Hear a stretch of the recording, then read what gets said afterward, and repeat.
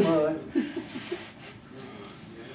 Back in Nashville for CRS, we were in Buffalo this morning, and my wife and I were thinking, this isn't the place to be. We need to take 2 tickets to Paradise, find out where the party is, and baby, hold on, because we're with Eddie Money. And you got to give me some water for that one, huh? Good to see you, man. You got a very pretty wife. Take good care of that. Well, thank you. We can edit that out. Shouldn't get a big laugh if we tell me that too much. Welcome to country music. Can you believe that?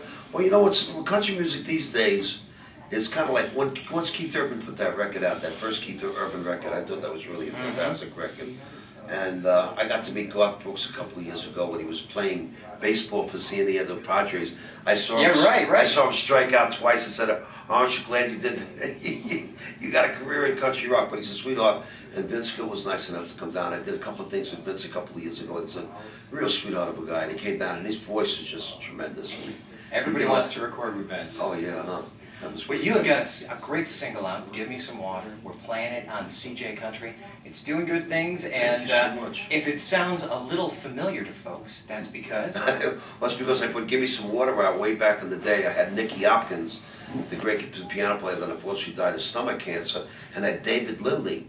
David Lindley, before people were playing pedal steel guitar, and slide lap guitar, David Lindley was doing all that stuff. And David Lindley, we did a great version of Give Me Some Water that I actually wrote for a couple of friends of mine that were in a group, but their wives didn't get along, so the band broke up. So I wound up putting Give Me Some Water on myself, and I thought that it would really lend itself nicely to a country record. And Big Seven gave me a call and said, "How would you like to do some country material?" And since my wife lives in Nashville and I was just staying at my in-laws' house, I was going crazy hanging around the house. So I went down, and the musicianship here, the quality of the musicianship here is amazing. And we knocked out 4 songs in 2 days. I was totally amazed. And it was they mixed it. They're like meat and potato people. They're very frugal. It's not like LA where you spend $700,000 making a record that it takes months and months to make. Everything here is like, get on it, nail it, do it. That's it. It's all about the music. Yeah, sure. Yeah.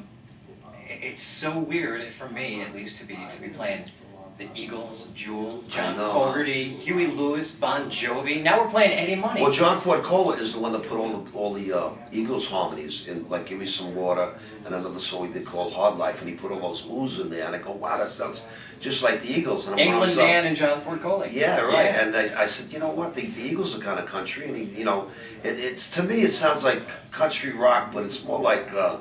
The only thing different about this new Eddie Money stuff is like we got like a pedal steel guitar player, and we got a great keyboard player. I was playing with the lead guitar player from Leonard Skinner, and so I felt really right at home, and the quality of the musicianship was really a lot of fun. Everybody put the pedal to the metal, and everybody was nice and straight, which was a nice change of pace. And we got there, we really rocked out and had a wonderful time, I really did. Man, I tell you, if that single is any indication as to the rest of the album, we can't wait. Tell us about the album. Well, I got a record called So Cold Tonight, and Dickie wanted to slow it down so they could two-step to it. And I said, what's two-step? And I thought, line dancing. But he slowed the track down. I was ready to kill him. And we had a really great pedal steel guitar player play on it. That's my favorite cut. And we did another song I did called Hard Life, which was kind of a big hit for me on FM radio back in the, I think, early 80s. And we did, Vince and I did 2 Tickets to Paradise. Oh, man. And the first chords of 2 Tickets to Paradise, so it's like, you think it's going to be, it's been a hard day's night. But like the chord comes at the beginning of Hard Day's Night, and we go right into 2 Tickets to Paradise. And we harmonize really well together, me and Vince. And the chorus on Give Me Some Water sounds phenomenal. Yeah, he's a really great singer. Who else is on there? Is Tommy Worth on that too? Tommy Worth is singing on a couple of tracks too. Another great Big Seven artist. And he's a funny guy. Tommy, Yeah. Jew? No, Jew. Now, how'd you get hooked up with Big Seven? They're doing some really groundbreaking things. Well, Dickie and I, we go way back. He's from San Jose and I'm from Berkeley. And we ran around the block, and he had a studio actually in San Jose. And I went in there and I got a song called Drinking to Better Days, which is a very country cut. If I had $1, you only drink it to better days. It's a great song, and it lent itself to the country feel of things, because I grew up, I was opening up Sammy Smith back in the 70s. I thought rock clubs were crazy. When I went down there and played my first country western gig with these guys fighting like it was a John Wayne movie, glasses flying, hats flying. I go, wow, these country people are out of their minds. Something out of the Blues Brothers. But it was really an amazing fate. And I got a lot of friends of mine in country, and to come back here and just to dabble in it. And I think that my voice lends itself to country because I've always been, growing up in New York and listening to songs like Sink to Bismarck by Johnny Horton, or Big Bad John, or Stand By Your Man, all those great country songs that made it to the top 10 in New York radio, which was really crazy. You never knew you were falling in love with country music until, you reach the age you're at, you go, wow, I actually grew up with country and didn't know it. Didn't know it. And my wife was from Nashville too, so it's great to be back here. Let me ask you this, how has the single been received?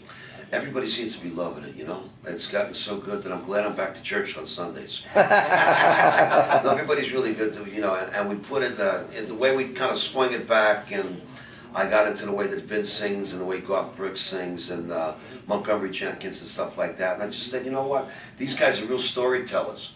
So you could actually kick your voice back a little bit and kind of sing. Right. Mama never understood. Mama never understood. Mama never understood what it's like for a losing man. And it just fit it. And Tell us about the story in that song, 'cause that's a cowboy song. It's actually a song I wrote. I grew up watching a lot of John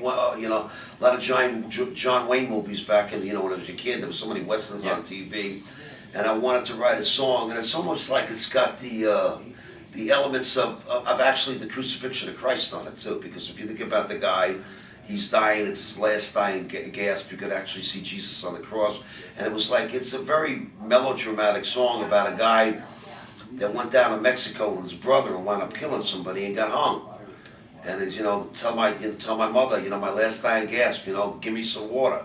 Like Jesus on the cross. And I never started, it was a great story, and it just really seemed to fit really well with country, and I'm just really glad we decided to cut it. You guys been talking about a video and all for this? I can see a few different treatments. Well, let me know so I can lose 10 pounds. You're looking good, man. You've been out on the road doing stuff? I do about 150 dates a year, I got 5 kids, I'll do anything to get out of the house. There you go. And we just did a song called So Cold Tonight that I want to play for you. It's a second cut that was on one of my records called Ready Eddie. And it was an obscure cut, and we wanted to recut it. And like I said, Dickie slowed it down so they could line dance to it.